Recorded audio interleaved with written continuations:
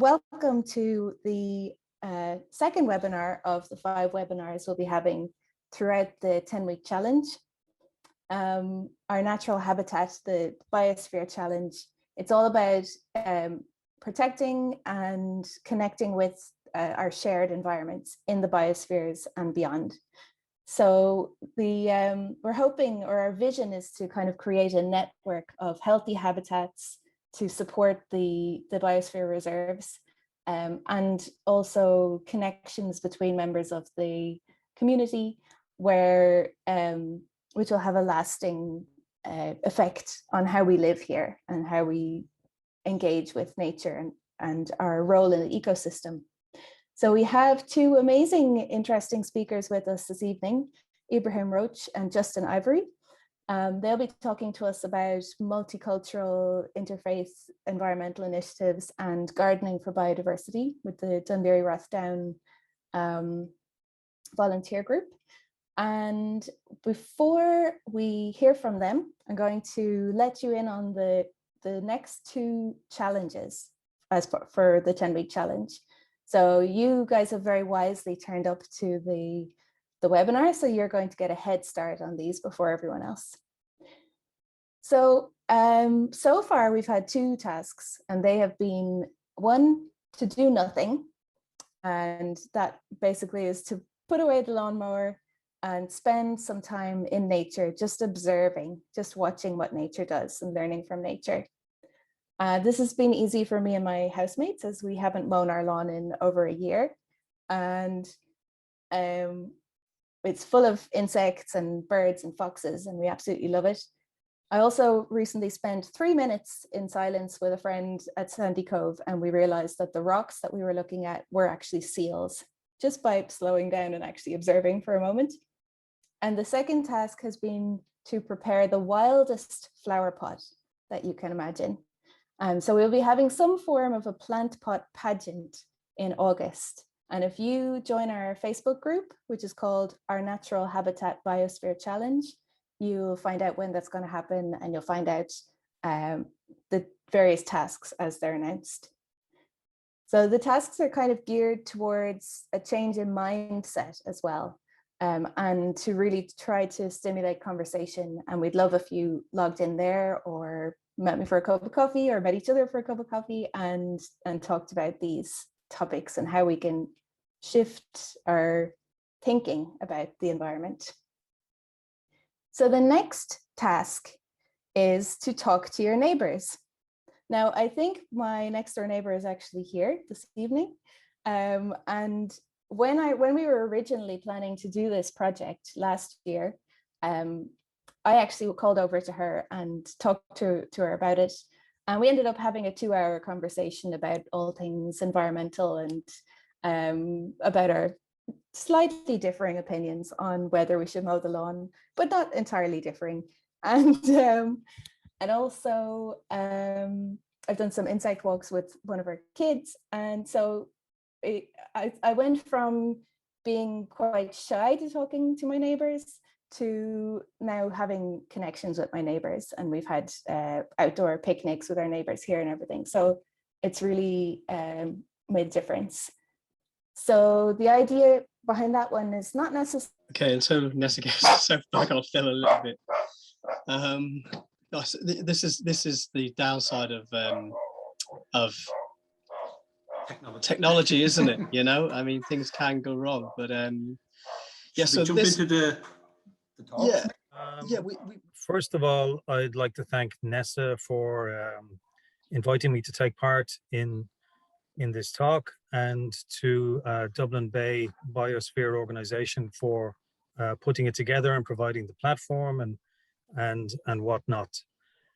So I was invited to take part on the basis that I'm currently working as what's called an integration ambassador with Dublin City Council, and that's how Nessa and I started our conversation. And during the course of that, she was very surprised to find out that I also run a parallel project, and you know, I run a number of them. and this one is called Clean Medina, which is a project that's been going for a number of years. And she was really excited about this project, and I'm very happy to tell you about it this evening. So what Clean Medina is in outlined is it's a project that aims to bring people together in the public space within an interfaith multicultural framework.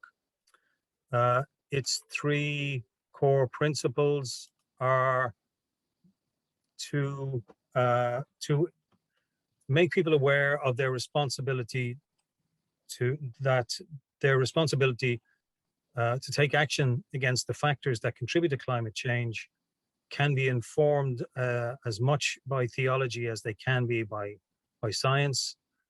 The second principle is that climate change, which is a narrative in itself.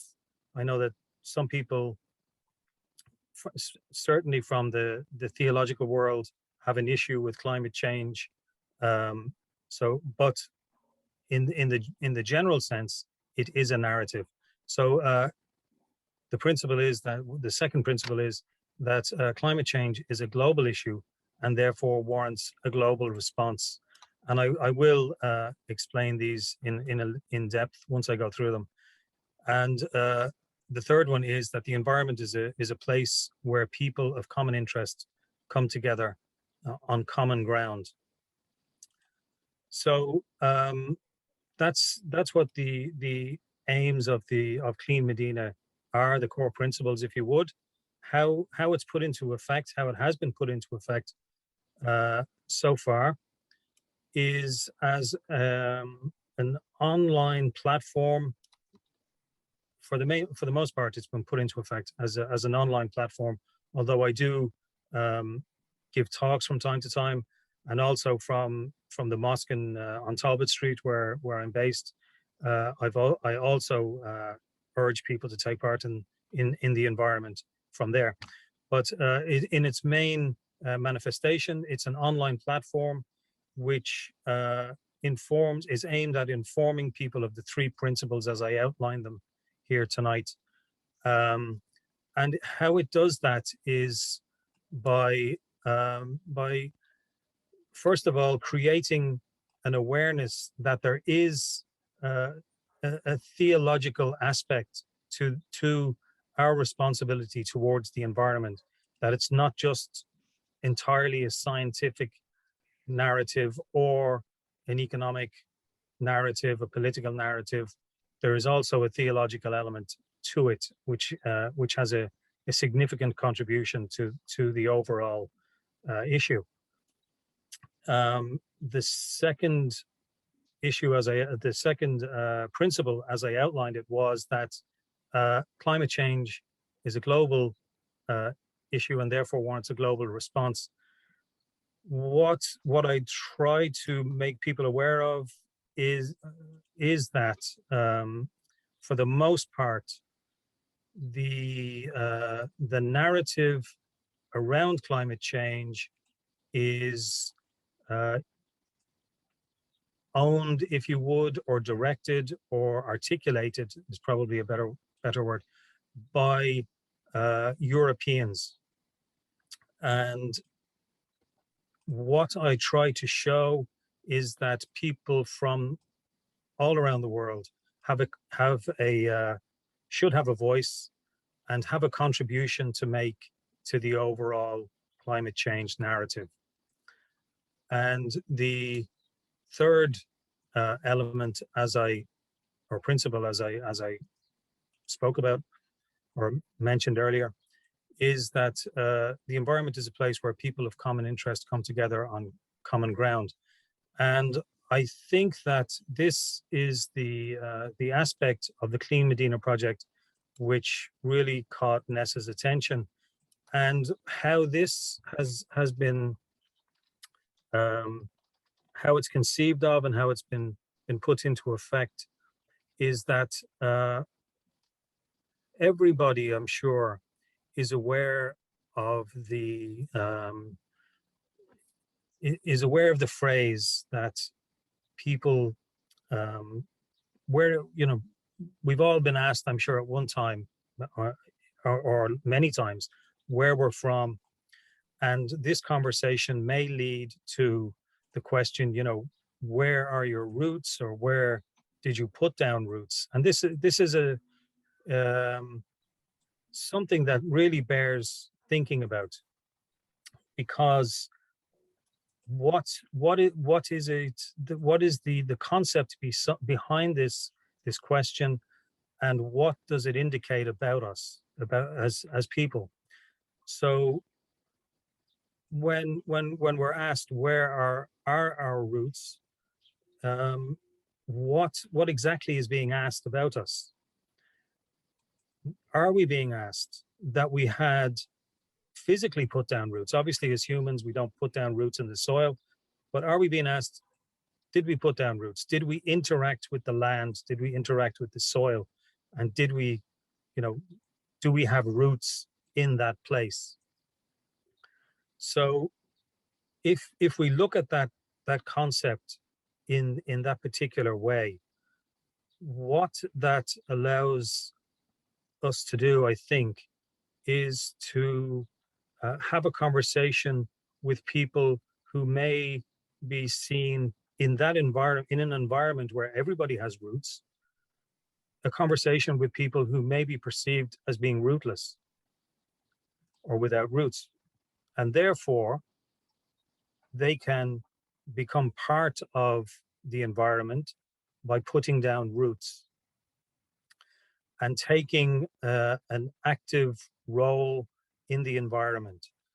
How I begin that that conversation with people from other parts of the world is to encourage them to get to know their neighbors, to connect with people around them by simply going out on the street and cleaning and getting involved in cleanup groups, taking part in, you know, tidy towns initiatives that are taking place around them, and to continue on from there to a point where they're putting down roots in some way in their local environment. The participation in with their neighbors and with the people around them in their local environment, you know, taking ownership of the place where they live, and making friends and connecting with those around them and establishing their roots in that place is one of the aspects to the Clean Medina project, as I have been developing it over the years. So I think that that is really about what I would say about Clean Medina up to this point. It had, you know, there has been varying degrees of success. Some parts of the city, and it's not only been taking place in Dublin. I've had some success with groups in Limerick and Cork, and I just today made a connection with Waterford. So you know, what I've been doing, as simply put, is encouraging people to go out and take part in local environmental initiatives, and to establish their roots in that area and to make friends and connect with those around them. So I think that's pretty much what Clean Medina is about. It is, of course. Oh, I'll just bring this into the conversation. Medina is an Arabic word. It refers, of course, to a geographical location, but like many words in the Irish language that refer to geographical locations, they have associated meanings. And Medina in Arabic refers to a crossroads where communities and people come together and live together in a sustainable manner. That's essentially what a Medina is. there are many Medinas around the area. You'll find them all around the Arabic-speaking world, and they are always the center of a city, marketplaces, and such. And it's where people come together and live sustainably side by side as neighbors. And that's really what Medina is about. That's what the Clean Medina project is about. So I don't know how long I've talked for. A few minutes, I think. Is it okay maybe to take a few questions now? Or, yeah. Work away. Ask me all the questions you want now.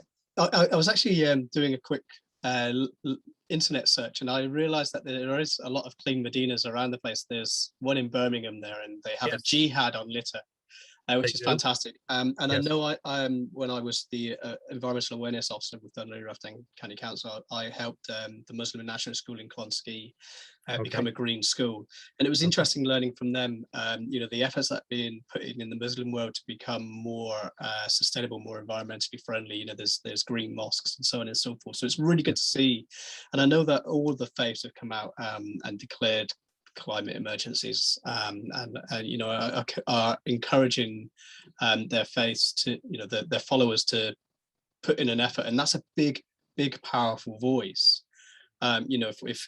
If we listen. I think that is the challenge, getting people on board. But it's a wonderful thing. You're based in the city. Based in the mosque where I work from is it's on Talbot Street, the Anwar Medina Mosque on Talbot Street. Yeah. And would your group go out regularly to do cleanups, and where would they focus? Okay, we don't go out as a group, generally speaking. Okay, because for me, that's not what this is about. It's not about creating groups and division. It's about bringing people together. Mm-hmm. So therefore, it's about encouraging people to take part in existing projects or to become involved in grassroots initiatives in their local areas. Fantastic. So that's where I come from on that, as far as that goes. Very good. But yeah, very good. Okay. Yeah. Does anyone have any questions? Christian. I was just wondering what, because you mentioned that there was obviously a theological dimension to it, and I was just wondering how that worked on a practical level. When it's about bringing people together, how would that affect people who either did subscribe or did not subscribe to a certain creed? Okay, well, it's it shouldn't affect people who are not religious in any way. It should not have an impact on people, secular people at all. It's simply a way to make people that are religious aware that they have, as part of their religious beliefs, and this is an aspect of religion that's not emphasized at all, that we have a responsibility towards the environment. It is to some degree, as Dean was saying, and becoming more so in the Islamic world, but in the rest of the world, it's not something that we hear about very often. So it's about informing people who are religious that they do have a responsibility towards the environment, and it's not to say that people who aren't religious don't have a role towards the environment, because everybody does, and it's all about making people aware of that from different perspectives. There are if we want to divide it into a religious worldview and a scientific worldview, if we want to make a very simple two simple categories in that way, people who are very who come from a scientific perspective have in the world we live in are very well provided for with the environmental narrative, the conservation narrative. It's everywhere. But people who come from a religious perspective, it's just not part of what they're aware of to a large extent. I mean, that's not to say that religious people don't hear about the climate change narrative that goes on in the media and all of that. They do, of course, but it adds impetus to their efforts, perhaps, to make them aware that as believers, it's actually part of worship. It's part of their responsibility as believers that to conserve the natural world that we live in. So I hope that's answered your question. If it hasn't, please clarify.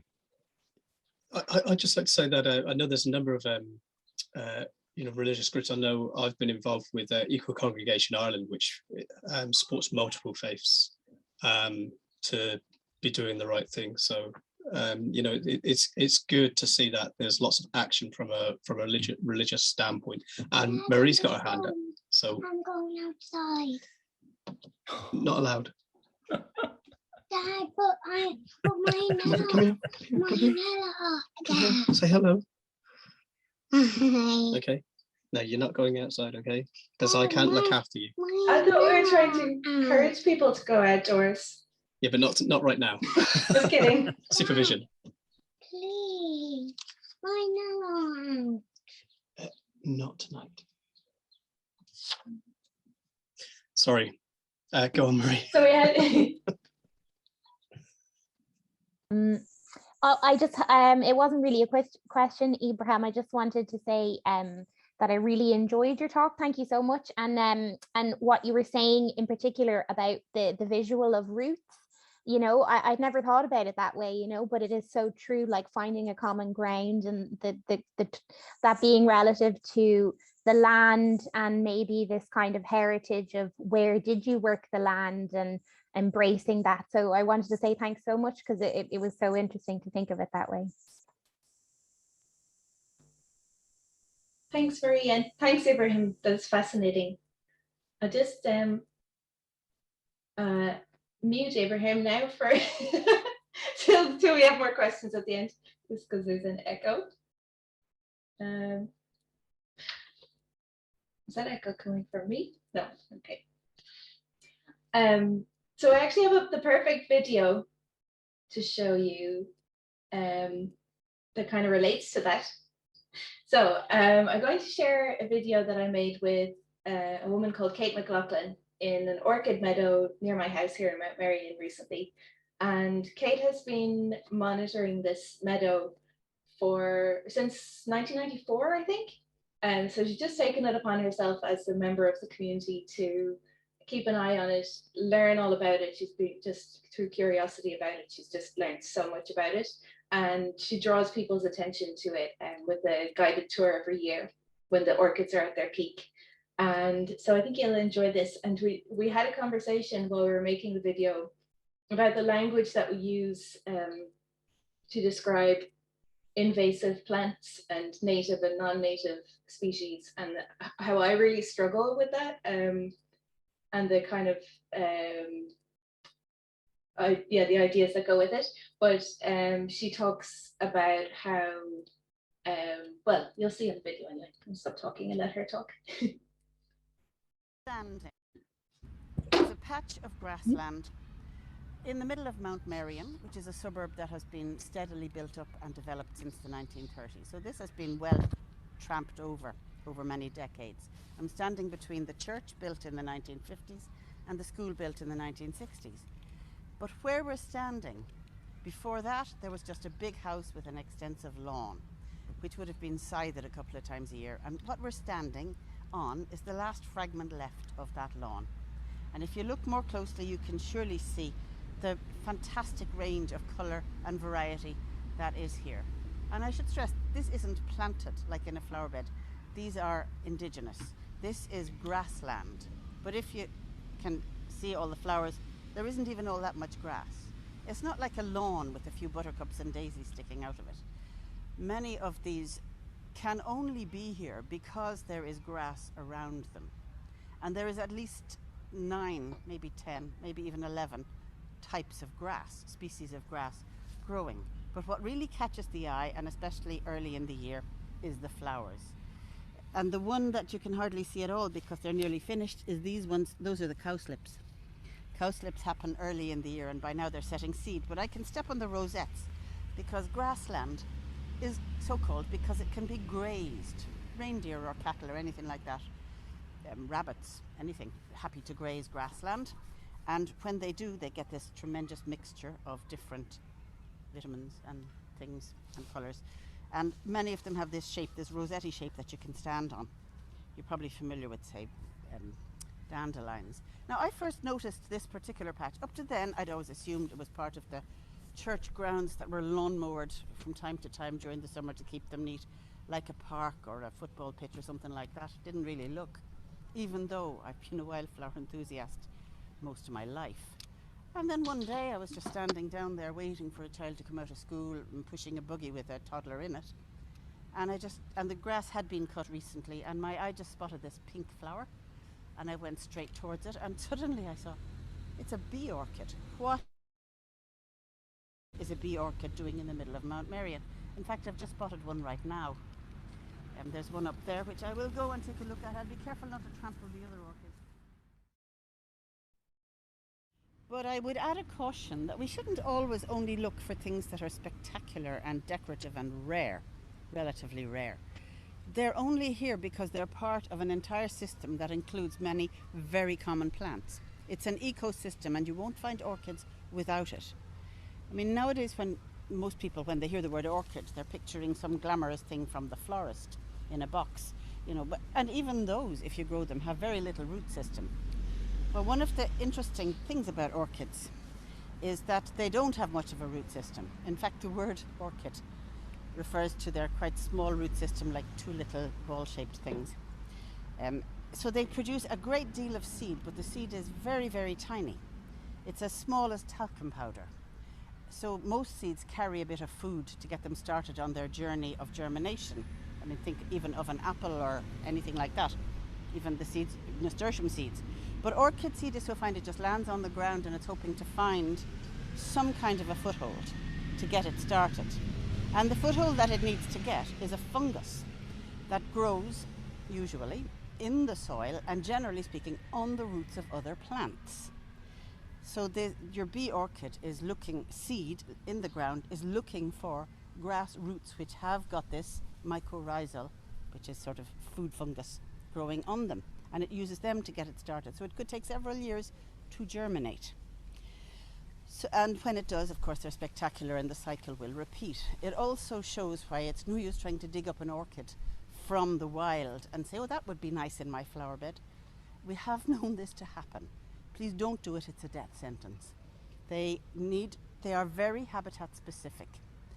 And the presence of an orchid, they're also kind of sulky. They don't like being transplanted and they don't like being interfered with. So if ever you see any kind of orchid, it's an indicator that you're looking at an ecosystem with lots of other things going on as well, and that it hasn't been messed around too much. It's probably indigenous, which are both great things to know. I mean, among the plants you see here, which people just walk past thinking, oh, that's just grass, you'd see loads of fertility coming from the members of the clover family, which suck nitrogen out of the air and feed it into the soil. And they stay green in the hottest summer. And there are several kinds of clovers and bird's foot trefoil and plants like that are here. And then you even have the mosses down at ground level. If you dig right down looking for plants here, you'll find a layer of moss between the stalks and the soil. And that helps to keep the soil cool and moist. It doesn't take any interference to keep this in maximum health and fertility. All it needs is for somebody like me or neighbours like you, to recognize what it is and how beautiful it is, and to cherish it in all its diversity. I'll give you another example. I've had to teach children how to play the simple games that we played as kids growing up, running around wild on exactly this bit of land. We used to pick the burrs. We used to blow our noses on the leaves of the burdock. The traditional use is a bit more earthy than that, actually. We used to pull out the little florets of the red clover and suck the ends, which we call them honeysuckers. We used to play soldiers with the plantains and knock their heads off. This kind of shows how much of both history and folklore and physical experience and recognition was present just in a generation of children who weren't doing anything more complicated than running around on a patch of local grass. But we did get to know our biosphere very well. That is one of the things that is a human birthright. People like to know their own territory. They like to recognize it and be familiar with it and be able to use it respectfully and in a sustainable way. And so let us never forget the importance of it. There's oxygen above, there's the 9 species of grass, there's the mosses, the clovers, these extravagant flowering plants, and many other things all happening simultaneously right down to the soil at a cellular level. So and it includes us humans with our culture and our folklore and our respect for it, or disrespect for it in some cases. So that's why, you know, residents are maintaining this patch of grassland carefully and respectfully. May sometimes, even the local school, the primary school that has had children running across it for so many decades, has an outdoor classroom which allowed a patch of this very stuff to grow and got bee orchids a foot high, which is kind of an encouraging thing to do. And we know they're native, they're not installed or sprinkled from some foreign sourced packet of seeds. They are the native biosphere, and you can't improve on that. Yeah, I suppose I'll say a little more about that, since many people with very good intentions are starting up wildlife gardens and they buy packets of seeds, like I said. Or sometimes they think, okay, I'll have a water garden, so I'll get Irish water plants, even to that rather than imported ones. And then they go to the opposite end of the country and they get it out of a fast river and they bring it to the other end of the country and put it in a pond where it doesn't belong. Even that may not be particularly good for the plant. Like animals and humans are mobile. There was no humans in Ireland up to the Ice Age or, you know, in prehistoric times, and they came along because humans are mobile. They move around the globe, as they always have done, and so do animals, and recolonize. But plants don't have that option. Most of them just have to sit where they are and adapt to the conditions of pretty much exactly where they are. And if they do that for a couple of thousand years, they can evolve, you know, quite specific subspecies that could be very local to a particular microclimate, and that's really why you shouldn't move them around. They don't have the option of moving out if they don't like the conditions. They adapt. And so that's why you should try to, above all, see what you actually have locally, because you could find that your local patch of grassland or a scrap of hedge, there's sometimes even bushes across the middle of an old estate that were the remains of a fence that was there before the estate was built. And even they sometimes maintain populations where you'll see some birds, some insects, small mammals like mice, and sometimes even, remarkably, traces of woodland plants around the base of them, because some of the earliest hedges to enclose fields were made by demolishing the forest and just leaving one row along the edge to serve as a fence. And that is where you'll sometimes see bluebells growing by a hedgerow in the middle of the Midlands, where there isn't a forest for miles. And other woodland plants also occupy hedgerows in Ireland, because a great deal of our woodland cover has been lost. But our hedges are remarkably rich, miniature woodlands with things like wild roses and honeysuckle growing up them, populations of insects and birds and small mammals using them to get from place to place. You know, they go along the shelter of the hedge. Never overlook an old hedge. They're always well worth a look. I'd recommend it. You'll enjoy it.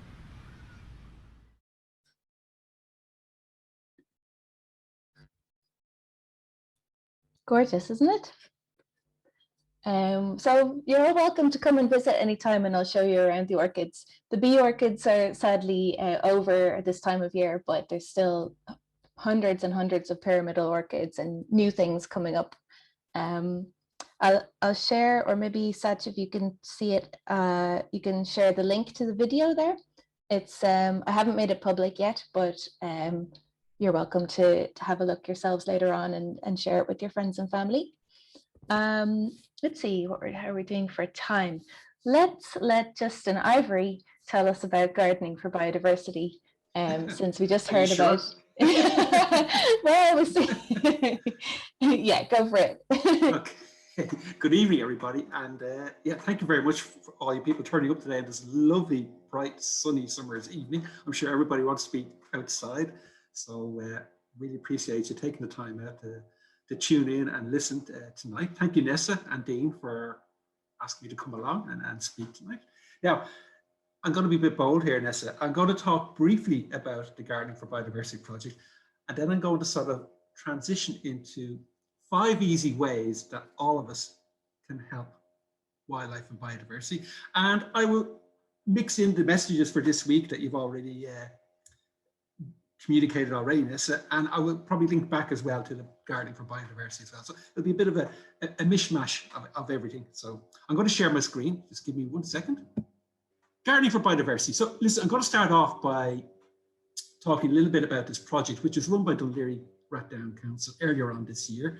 And through their volunteer centre, they were looking for different actually, it was a roundabout way I got into it. I had actually applied to it via Wicklow Volunteer Centre, who then put me in touch with the Dún Laoghaire Rathdown Volunteer Centre, and we were looking for some biodiversity advisors.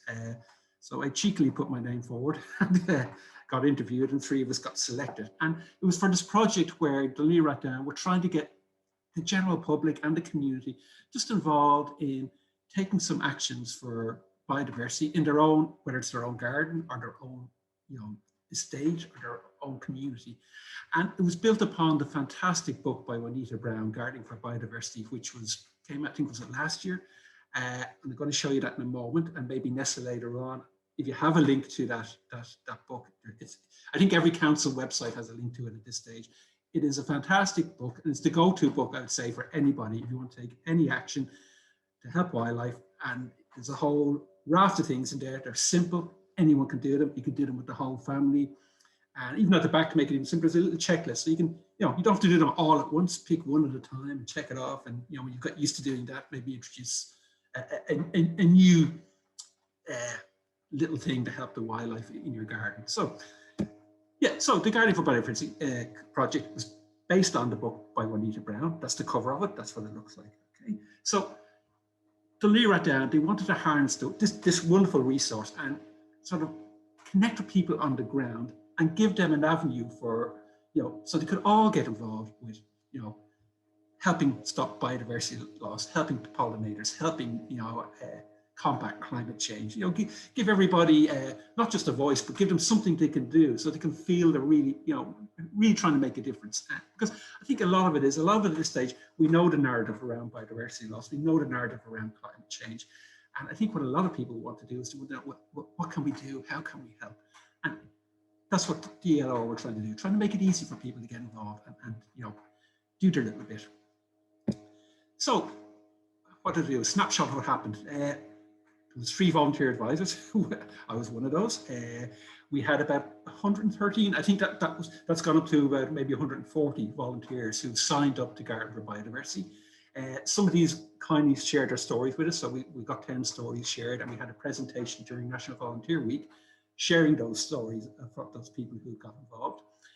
4 newsletters were sent out each month, giving people little tips, resources, links they could follow. 31 web posts were created, so we had a dedicated web page, and then we also regularly sent out communications with different information on talks in the area of environmental awareness, funding that they could apply for, different opportunities, initiatives, etc. So just keeping people well informed. And this is a snapshot just from with the website. So we had about 30 odd different web posts that went up. I created some of them, and some of the volunteer staff and DLR staff created the others. So we just kept adding little bits of information in as we went along. So anything from how to recognize Swiss swallows and martins, how to build a wildlife pond, how to make fat balls for birds, etc. And different members who got involved and signed up for the project shared their stories with us. For instance, we had Katie at the top there, you can see one of our children. She was saying, what can I do in a budget? So she just stopped mowing her grass regularly and turned it into this little meadow. And she said her kids loved, playing in the long grass. So it was simple as that. Then we had, and it's blocked by this bar, Aoife. Aoife's story was brilliant. She started up and making fat balls with her children. So she got the children involved. Her kids saved up their pocket money to buy new bird feeders. And then her grandfather, who was good at woodwork, made 3 nest boxes with her children, which they then put up in the garden. So 3 generations were involved and all working together, which is fantastic. Then Shane, he'd already got the whole message about rewilding, and about 3 years ago, he'd started rewilding his garden.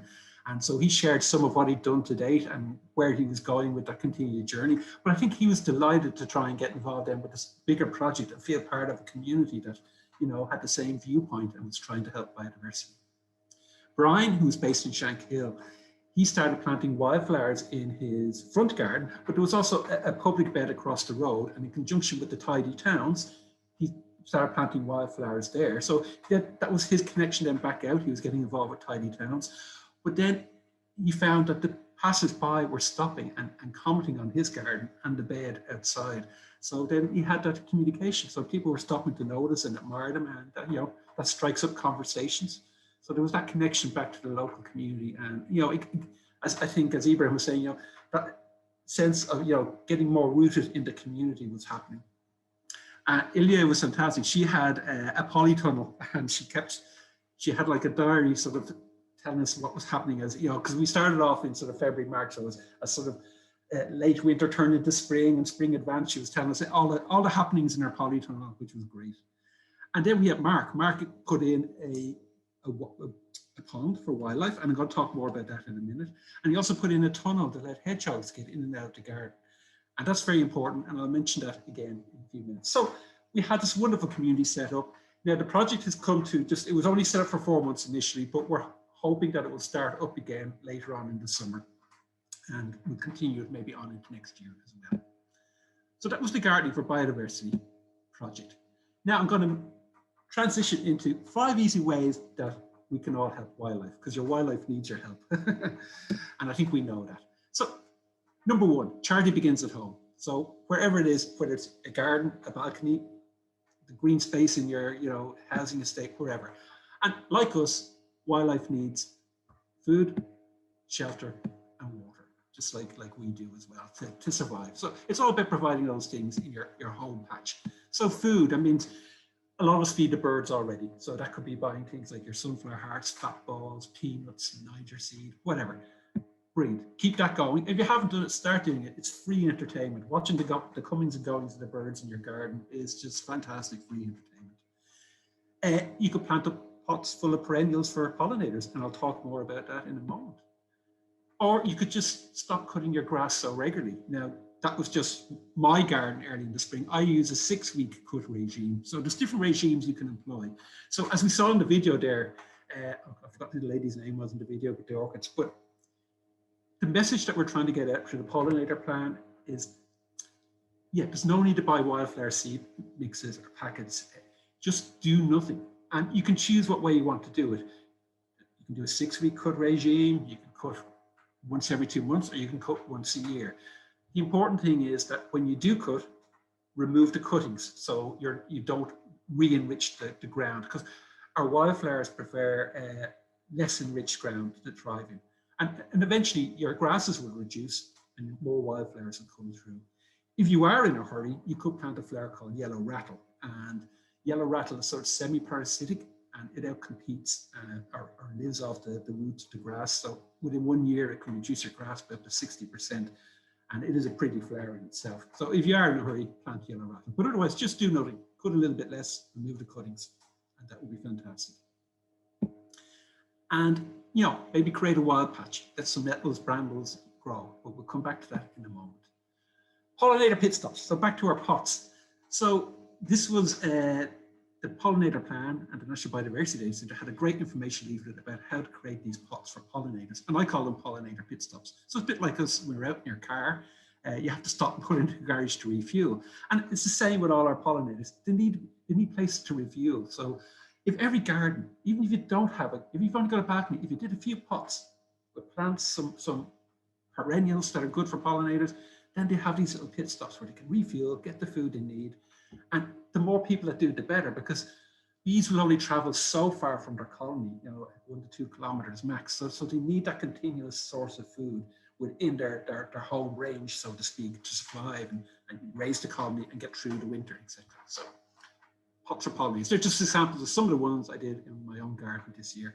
And it's been brilliant watching the butterflies, bees, hoverflies that have been visiting them already. And that's just, I only started that this year. So that's something, you don't need a garden, a balcony, you can do that. What about some caterpillar cafes? So what about a nettle patch? Because people think about the flowers, and even with some tidy towns groups, I've had to say to them, they were earmarking places to grow flowers for pollinators, and they were going in to clear out the nettles and the brambles so they could plant flowers for pollinators. And I said, oh, hang on. You've got to forget, you won't have the adult butterflies, or if you cut out the nettles, because the caterpillars, the larval stage of butterflies, particularly our sort of more big colorful species, the ones that belong to the Vanessa group of butterflies, their caterpillars, the larval food plant is nettles. So we need our nettles, otherwise there'll be no adults to feed on the lovely flowers we're all planting as well. So if you can find an area where you can let some nettles grow, that is fantastic. So it's butterflies like the red admiral, small tortoise shell, the comma, this one with sort of scalloped wings, that's the comma butterfly, and the peacock. They all rely on the nettle as the larval food plant. Make room for bins. Now, I don't mean your rubbish. I'm talking about brilliant brambles, incredible ivy, and nurturing nettles. We mentioned the nettles already.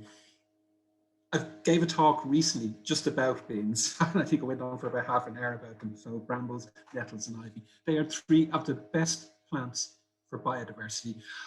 I don't have time tonight because I know I'm under time pressure to go into more detail, but look, they provide shelter and food. And ivy in particular, it flowers later, so it gives a pollen source later in the year, like in autumn and early winter. Then it has berries in the winter time when there's other food sources aren't available. It creates microclimates when it's growing against a tree or a wall, so the temperatures are cooler in the summer and much warmer in the winter in behind that ivy. And while we're here, and I won't dwell on this for too long, let's dispel some myths. Ivy does not damage walls or buildings. In fact, it protects them. They have aerial roots. They don't dig into the surface. They don't damage trees. The only time that ivy may be a problem for a tree is that if after decades and decades and decades, there's a lot of ivy on the tree and the tree is already starting to get maybe old or diseased, then it might fall over in a wind due to the weight of the ivy. But that's due, the tree is probably in trouble anyway, but it's not due to the ivy. So just remember that ivy is good. Shelter. Okay, so animals need food, but we also need somewhere to rest, live, and to raise their young, raise their families. So bird nest boxes we're all familiar with. But we could also put up bat boxes, hedgehog homes, and what about natural homes? So if you could have a patch of brambles or a bit of hedgerow, probably, unless you have a big garden like that, but maybe in your local area, try and protect that, because it provides a shelter for hedgehogs, mice, birds to nest, foxes could even be living in there, etc. So try and keep that. And again, your nettle patches as well. And again, your ivy on the trees, great areas for birds to nest. Water. Okay, so water is really important. Obviously, the animals need water to drink, but they also need, birds use water to clean their feathers, keep their feathers in peak condition. Otherwise, they'll be in trouble. But you could even put a pond in. So you could have a bird bath, but what about putting a pond in? And most people, when they think of a pond, they go, oh, it's going to be too much trouble. I'm going to come back to that in a moment. And if you do put a pond in, you could end up getting frogs. You might even get dragonflies and damselflies in your garden, but you'll get all sorts of other, mini creatures living in the water. They are just such a great source of biodiversity. Really, if every garden could have a small bit of water in it, a small pond, it doesn't have to be big, it would make a world of difference. So this year, I've been wanting a pond for ages, but I only have a small garden, and it had evolved or been designed years ago in a certain way, so there wasn't too many options. So I ended up this year in March putting in a container pond, a plastic container bought from Woodies, sunk into the ground. It's only about, 2 feet by 1 foot and about a foot deep. So that was it in March. This is it now. Okay, so it's well grown up. It's well. I actually need to do some clearing out now. And my hope is there's tiny little life forms in it. The day after I put it in, the birds were invading in it. But I'm hoping next spring that maybe I might be lucky enough to get frogs in it. But yeah, that's only very small. Every garden could have one of those. And once your kids go past about maybe the age of 3 or 4, that's not a. It's so small. It's not going to be a hazard. So there we go. Okay, that was number 1. Number 2, to rescue or not to rescue? That is the question. So every year when young birds are starting to leave the nest, and then later on in the year when seals are pupping or people come across injured animals, lots of people are so keen to sort of, whenever they see a bird that they think is in trouble or is on its own, they want to dive in, grab it and bring it away to a vet or to a wildlife rehabilitation center to be rescued. But a lot of the time, animals are rescued when they don't need to be. So it's about trying to learn a little bit about the wildlife around us and tune in as to, well, when do we need to intervene? When young birds leave the nest, quite often it takes a few days before they can fly properly. So they won't necessarily run away or they'll hide in a corner. And they're just waiting there for the adult birds to come back. But if you're standing there very close, watching for a long time, the adult birds are not going to come while you're there. So you might think it's abandoned and take it away. Whereas if you step back for a bit, out of view, away from the bird, and just watch for an hour or so, you might see that the adult birds are coming and going, and it's okay, I don't need to intervene. So unless you see an obvious injury on an animal, just observe for a while. Same happens every year with our grey seal pups. People see them on the beach and think they're abandoned and want to rescue them, or other people. And this has happened because I volunteer with Sea Rescue Ireland. Last year, people actually try and drag them back into the water. Young seal pups, while they have their white lanugo coat, tend not to go into the water. They spend most of the time on the beach because that coat is not waterproof. And the adults will leave them for hours on end. They'll come in and feed them maybe 3 or 4 times a day for about 10 or 15 minutes. But the rest of the time, they're left on their own on the beach. It's perfectly natural and normal. But the adults won't come in and feed if people are too close. So the important thing with a lot of these young animals is keep your distance. Make sure that you're allowing nature to take its course. So the same goes with whatever animals you come across, Spend some time observing and try not to become a wildlife kidnapper. That's number 2. We'll fly through that. That's a chart you can see online in various websites about what to do when you see a bird. It doesn't look injured. Basically, if it doesn't look injured, don't do anything. If it's a nestling, it doesn't have any feathers at all, and there's a nest nearby, put it back in the nest and then move out of the way. Okay, and then call the experts. Okay, so who you got to call? So Wildlife Rehabilitation Ireland has a brilliant website with lots of resources for helping wildlife. They also have their new hospital out in Navan, and that has its own website and Facebook page. Irish Wildlife Matters basically has a list of all the rehabbers in Ireland, and then there's the brilliant Kildare Animal Foundation Wildlife Hospital as well, which they take in so many animals. So yeah, call the experts, get their advice if you really are worried and you think something needs help. Number 3, okay, responsible recreation, which in the biosphere, Dublin Bay Biosphere, which we are so lucky to have this in a capital city. I think there's very few cities in the world have what we have in terms of the natural environment. And I was lucky enough in 2018 to work as a biosphere discovery guide. And it was wonderful to see people's reactions when they got out in the boat and just so keen to learn about it. But they were just in awe when they suddenly stopped and realized what's on their doorstep. And of course, last year and into this year with COVID lockdown, we were all going out and, rediscovering or discovering it for our first time, our local areas and our local walks and our amenities, our beaches, our mountains, etc., which is wonderful. And people are out connecting again. Now, a lot of this connection is to do with recreation, not necessarily connecting with the wildlife and biodiversity. Some people are tuning into that, and that's wonderful. But we need to get that balance between, that we don't actually start causing more trouble for the habitats and for the biodiversity as well. So getting the balance where we all live in harmony. So, minimize disturbance. The whole Leave No Trace Ireland, they have a great website and Facebook page. You can see all the, the list there of things to do when you're out in the wildlife and trying to enjoy your recreation or going for a family day out, picnic, whatever it might be, camping. What to do to sort of minimize the disturbance. follow rules. I know in Ireland we don't like following rules, but if there are rules in an area, it really is great, and it makes a big difference if you can follow them. So if somewhere says, no dogs, or to say keep your dogs on the lead, it really makes a world of difference if you can do that. If you see a sign up, warning about seals pupping, pay attention, read the signs and try and take them on board. If it says that, an area, this is East Coast Nature Service, to certain areas there's no public access at any time because it's ground nesting birds, then, if you can follow those rules. And even better as well, when you're out walking, if there's dedicated walking trails, dedicated cycling routes, if you can stick to those, that's brilliant. That really then gets the balance where we can be out in nature, but we're not causing any disturbance or damage as well, getting the balance between the two. And don't stand so close to me. So, wildlife, even if you think it's calm, which is close by, that's not always the case. And I'll give you some examples. So when it comes to, animals, some animals, they might look like they're fine with you. And I'll give you two examples. Studies in the UK have shown that, seals, we're all familiar with, you don't go near seal pups or when the seals are pupping for disturbance. But other times of the year, in the middle of summer, you might see a seal on the beach or hauled out on a rock. And that, you could be out in a kayak and you go in really close and the seal leaves the beach or goes, gets off the rock and into the water. Or it might just lie there looking at you.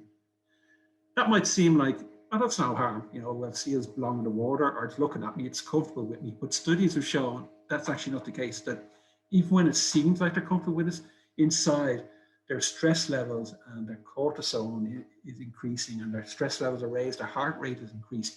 And when that happens time and time again, what it means is when it comes to later on in the year, when it comes to the breeding season, they're not in peak condition. And it often leads to failed breeding later on. So you can't see the damage that's been done. It's months away.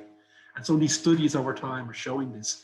Or if you take, say, we're in Dublin Bay, so you've got Sandymount or Marion Strand, and in the wintertime, we've got our flocks of geese and waders, etc. So you might have your dog running along, chasing the waders and the geese, up and down. And you might think, well, that's no harm. The birds can fly away and they re-land again. But again, studies have shown they've come over here to, first of all, to fatten up or make it through the winter, fatten up for the long journey back up to, Arctic Canada or Iceland or Greenland to breed. So that's a long journey, so they have to have the fat reserves to do that. But they also need to be in peak condition when it comes to the whole process of breeding. Particularly for a female bird, the whole process of actually laying an egg is quite energy demanding and energy sapping. So again, birds getting chased all the time and are disturbed all the time in wintertime, we don't see the impact. When they actually go back up to breed, it often leads to failed breeding, or the eggs aren't viable, etc. So the knock-on negative impacts aren't always immediately visible. So let's just be mindful of that when we're out and about, to sort of treat wildlife with a little bit of respect and, probably keep our distance. We all have a camera in our pocket these days with our phone, but a mobile phone is not the most appropriate equipment for taking photographs of animals, even if they do let you get that close. Okay, so we'll talk about shoot with care. This is on the Salty Islands, where they've now had a problem with the gannet colony is retreating each year. Again, it doesn't look like it. The birds look like they're happy, but they're not. Again, they've done tests, the stress levels are increased, and the colony is retreating all the time. They have now put signs up asking people not to go close, but of course it is still happening. So just to be mindful and tune in a little bit more to nature around us. Okay, the last two. Number 4, become a citizen scientist. Because we're all out and about now, we're all becoming much more aware of the wonderful wildlife we have around us. What would be great is if people actually started even recording and reporting the things they see when they're out and about. And you don't have to be an expert, you don't have to be a scientist. We want everyone involved. And we have we're lucky enough to have something called the National Biodiversity Data Centre. And they've been doing wonderful work for about 10 years. And they have a brilliant website, Facebook page, and an app as well. But they have a brilliant website where you can submit your sightings and tutorial videos, etc. So biodiversityireland.ie, you go in there, there's a submit your sightings section, but there's tutorials to help you along the way. If you could even just start doing, maybe they could make it one of the things you have to do as part of this current project, Nessa, ask people to, hey, Maybe start off by recording one thing a week, and then maybe we get to record one thing a day. And if everybody started record, we build up a great picture of what's actually out there. And when you know what's out there, you can see then are populations declining or are they increasing? And that informs then what actions need to be taken. So we need baselines and we need to have that constant data. But experts can't, there isn't enough experts to do it. So they need everyone doing their little bit. So report what you see. It's good fun.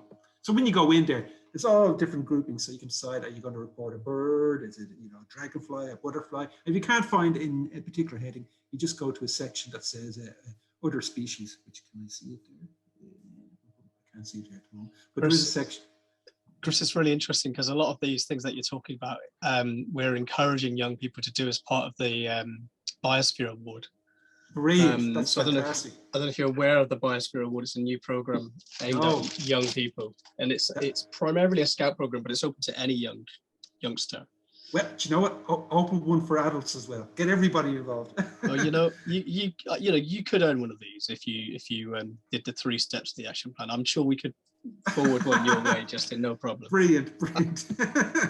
I'm all for getting badges. There we go. And when you go in there, it's simple. You put in your name, your email address, where you saw it, what date, and you don't have to worry. Spatial, there's a map. You just pinch and zoom it, find out where it was, and it puts the grid reference in. So it might seem difficult at first. You soon get into the swing of it. So that's number 4. And the last one, join the revolution. So what do I mean? Join the revolution. If you're not already a member, join some of our environmental NGOs.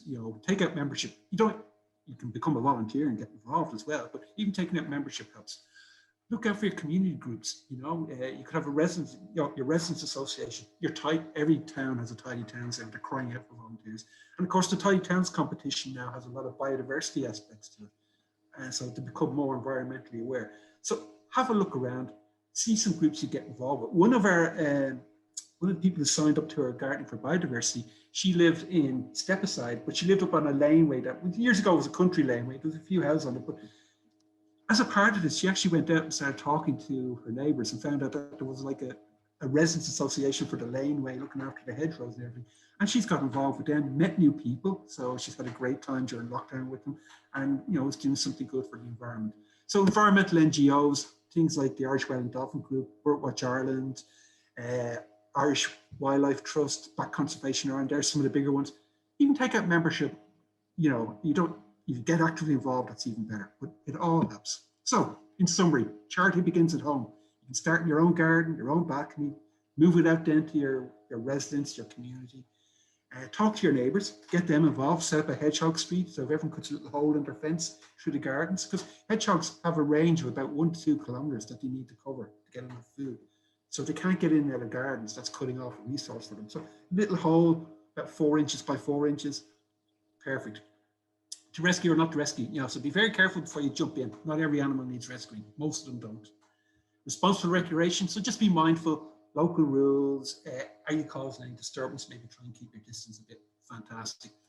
Become a citizen scientist, start reporting some of your sightings. That'd be brilliant. And join the revolution. Take up membership of an environmental NGO or sign up, become a volunteer with a local group, Tidy Towns, your resident association, etc. That's it. Thank you. Thanks so much, Justin. That was amazing. Amazing, yeah. Really fascinating. And I touched on so many different things that that we're going to be talking about over the next few weeks and on the different tasks that we're going to be putting out there. So everyone who's watching this should bookmark it so they can watch it again in the coming weeks for more tips. So it's given me the perfect segue to talk about the other task that we didn't get to announce earlier.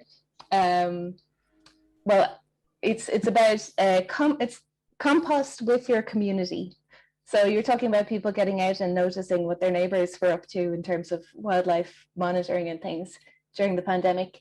This is about sharing skills and resources so we can help each other out to grow vegetables in the garden or just simply return the nutrients to the soil, break this system that we have of throwing out our food waste and actually put it back into the soil that produced the food. So I was also thinking during your talk about how talking like verbally to our neighbors is not the only way to communicate about this project to other people. And what you said about people seeing the flowers growing in your garden, that becomes a talking point. Putting up a sign saying that you're gardening for biodiversity, or this is a pollinator friendly area. And the other day I saw a sign that a child had drawn on a garden gate that said meadowing, bees welcome here, or something like that. And I'm still thinking about it. So it's something that has, you know, it started a conversation in my head at least. And one of the things that I might do is drop letters into the doors of people whose gardens are clearly biodiversity friendly and just let them know that their neighbors are noticing these things. So I wonder if we have any questions for Justin.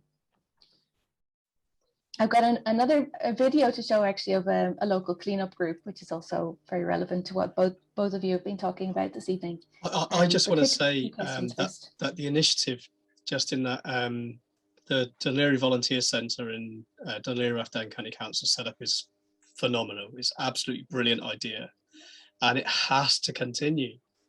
You know, I just given so many people the opportunity to learn from your obvious passion and expertise, and to make those little changes in their gardens, and there will be a knock-on effect because you know, people do talk to their neighbours. We could have whole streets that have these wildlife corridors running through them, you know, and that's such a positive. So massive big up to Dún Laoghaire and everyone involved in that. That's such a fantastic idea. I think it will continue. I think it was initially just for 4 months, and I think it would have continued, except for the volunteers they were setting up a COVID center, vaccine center in UCD. So the volunteer center all had to get involved with that. So I think when that dies down again, yeah, I think the project might start again. But you're right, it's all about connecting these wildlife corridors. We need everything internet-worked, everything connected across the country. Yes. So it's an absolutely brilliant start. So yeah. Nessa, you've got a video. Unless anyone else has got questions, as I just wanted to say. Mary, do you have a question? No, sorry, I was just checking the chat. No, hi everybody. Delighted to be here. And delighted to have you here. Yeah, no, it's great because we've started doing the front garden and stuff, and it's not going according to plan, but like it's not really supposed to have a plan. So no, this is great timing for me and for all my ideas and thoughts. So no, great. When you say that you're doing the front garden, are you rewilding it, or you're? Yeah, my husband has taken that on board, and I'm not. Don't worry. So, but nature has a plan. It has, yeah, and it's certainly doing its own thing, and he's doing his own thing too. Yeah, it'll do what it needs to do. yeah. But I'm thinking of putting nettles in the back garden now. So, yeah, brilliant! That's fantastic, Mary. That's yeah. And apparently they do take very well. You transplant them. They will. They like rich ground, so they'll. Okay. If you've got a lawn that's doing well, your nettles will do. Whereas wildflowers like ground that's impoverished, nettles like ground that's quite rich. Yeah, they're doing great on my allotment. Okay. So they are. There's a lot about you probably don't want them to, but. And can I just say one thing that, you know, sometimes neighbors and even my own wife doesn't like things too untidy. One thing you can do, particularly if it's a big area like a green area in an estate, the bits that you're letting grow, put a defined edge on them so they have a shape, or put a path through. That way it looks intentional and actually looks quite neat and pleasing to the eye, rather than just all these raggedy edges, which I think jar with a lot of people. And that's a tip I learned. I can't remember who the woman told me about that. But anyway, putting edges, defined shape, pathways through it. And suddenly those people who are hard to win over suddenly go, oh yeah, that actually looks okay. Good tip. Yeah, so you can be wild and neat at the same time. I totally agree. That's definitely makes it more palatable to the neighbors. It's something that absolutely fascinates me though, why we need that when we know that nature and wildness well, in theory, we know that it's good for us. And I recently watched a YouTube video about how lawns came about, like where this obsession with perfect lawns came about. So I'm going to put it in the chat, and you can have a look at that later on. And now I will show you a video of Claire Kelly from our local Mount Merion Residents Association, their environmental group. I've joined their monthly cleanup group, and it's great fun. It's a great way to meet the neighbors. And last week we even went for coffee at a really nice little vegan cake place. So that was excellent. This is the best part of conservation and environmental work. So let's see, where have I put that video? Hi, I'm Claire Kelly. I'm with the Mount Merion Residents Association, their environmental group. About 5 years ago, I thought the area had a lot of litter and the council don't have the manpower to clean up after us. So we got maybe 4 regulars who came month after month. It was a slow start. I picked up the blue bags in the town hall in Dún Laoghaire, and the beauty of them is the council provide them and they will collect them, so there is no charge to the people who are collecting. I also got pickers. I find these ones are the best.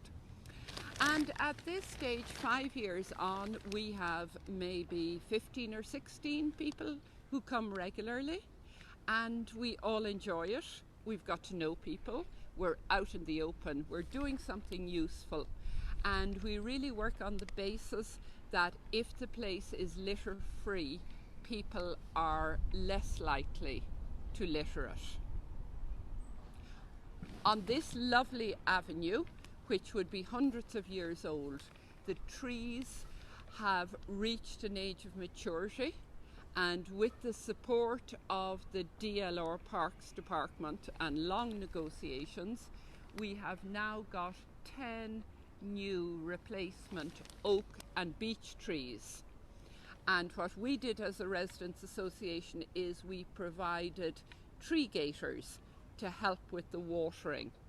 We have volunteer waterers who live nearby who have each adopted trees, and hopefully they will all survive. It's a nice community effort.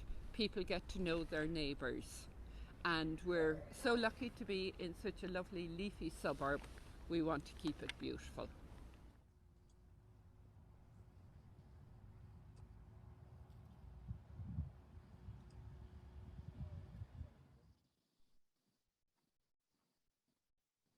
There you go. So that's just an example of something that you can get involved in. I'm aware that we've been talking about gardening for biodiversity and leafy tree-lined avenues, and not everyone has access to those things. But I also like the way Justin was talking about wildlife in all different kinds of habitats in the biosphere and beyond, and how and the idea of looking at all of that as our garden. But I think that part of the revolution also needs to include campaigning for regreening of areas that don't have access to those things. And working together as community is the perfect way to achieve that. All of our voices together will be much louder and harder to ignore. So does anyone else have any questions before? Oh, actually, just while I remember, we have another webinar in 2 weeks' time on the 28th of July, and that is about things on the wing. So Justin was talking about being a citizen scientist, and we'll be talking at the next webinar about recording pollinators. There's various different insect recording schemes as part of the National Biodiversity Data Centre. And we also have an expert, fascinating beekeeper, Jim Ryan, joining us to talk about all sorts of things about bees. Dean, did you have your... Yeah, so yeah. Just to let people know that we've a Flowers of the Biosphere webinar on Friday. Oh, yeah. And this is really just to drive people's passion about what we have within our biosphere. What, you know, we've so much wonder, beauty, precious plants, and sharing that knowledge. And there's also a few garden escapees and invasives that we'll be talking about, and what we're doing about that. So that's a webinar on Friday lunchtime. That's 12 till 1:30. But I think also for the Facebook page, we need to have all of Justin's tips on that Facebook page, and it would be nice to have a little bit about Ibrahim's work and how they're encouraging people within his community to get involved in other communities to do something positive. I think that needs to be shared on the Facebook page. I think that'd be amazing, just to have that continuous story that people can refer to going forward. Can I jump in there, Dean? Can I jump in there for a second? Yeah, that is brilliant that you're doing that, Things on the Wing, because I think it's 9 years. For 9 years now, I've been doing transects for the butterfly monitoring scheme and the bumblebee monitoring scheme. I've done three transects for each of them for 9 years, and I'm now up to 5 transects for each. Now that is, for the bumblebee one, that is quite time consuming, but you can also set up what they call a 5-visit site. So you only have to go 5 times in the year. And you can also do things called FIT, flower insect time interval counts, and which are very easy to do. But the importance of doing this is people are now taking action for pollinators, but we need to be able to measure the benefits and the ongoing benefits, and hopefully see, yes, the numbers of bumblebees, butterflies, and hoverflies are increasing. And can only do that if people become citizen scientists. And it's great fun. It's great fun and easy to do. You don't have to be an expert. Thanks, Justin. Any last minute questions? Well, thank you all so much for joining in. That was really fascinating. And now I'm quite excited about what you'll all get up to with the tasks over the coming weeks. Don't forget to share your thoughts and pictures and videos and anything at all. We want to get a conversation going, so there's no contribution too big or too small. Let's just talk about it all and act on it all. Thanks, everyone. Take care. Bye. Thanks very much. Bye.